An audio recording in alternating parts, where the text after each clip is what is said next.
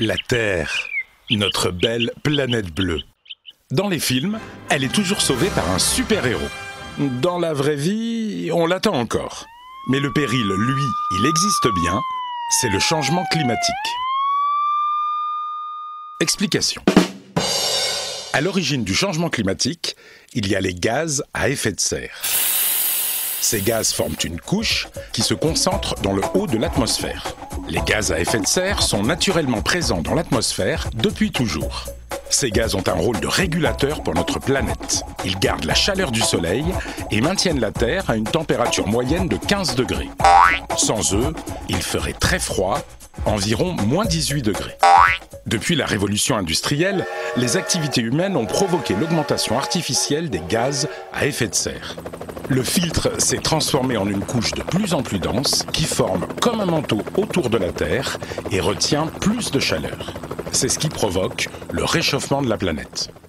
D'après les scientifiques, la température moyenne de la Terre devrait augmenter de 1 à 5 degrés d'ici 2100.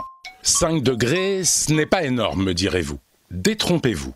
Depuis la fin de la dernière ère glaciaire, il y a 10 000 ans, et aujourd'hui, la Terre s'est justement réchauffée de 5 degrés. Le réchauffement de la planète modifie les équilibres naturels. Température, régime des vents et des pluies, biodiversité, acidité de l'océan. Dans l'hypothèse la plus pessimiste, les océans auront grimpé de 82 cm d'ici la fin du siècle. 700 millions de personnes devront quitter leur logement et trouver refuge ailleurs. L'augmentation de la température moyenne de la Terre accentue l'évaporation de l'eau. Le cycle de l'eau se modifie, avec pour conséquence plus de pluie au nord et de sécheresse au sud, et des événements climatiques extrêmes plus fréquents. Le réchauffement de la planète va aussi avoir des effets sur notre santé. Certains insectes, comme le moustique tigre, apparaissent dans des régions où on ne les avait jamais vus. Des maladies tropicales se développent dans plusieurs pays du monde. C'est le cas du chikungunya ou de la dengue. Les déserts gagnent du terrain, comme au Kenya ou en Tanzanie.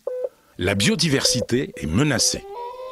20 à 30% des espèces végétales et animales de la planète risquent de disparaître à court terme, soit environ 20 000 espèces par an.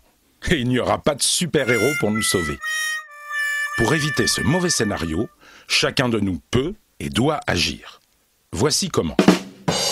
La première chose à faire est de limiter les émissions de gaz à effet de serre.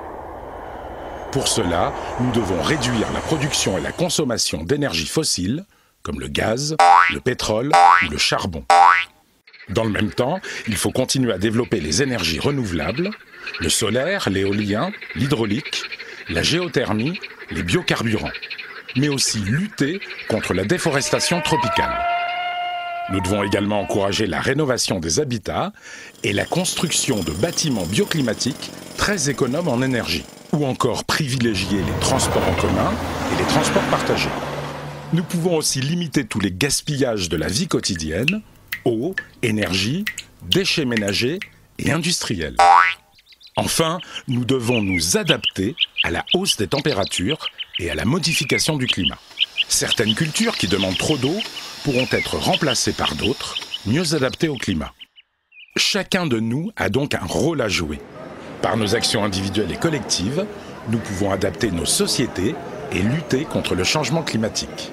À nous d'être des super-héros.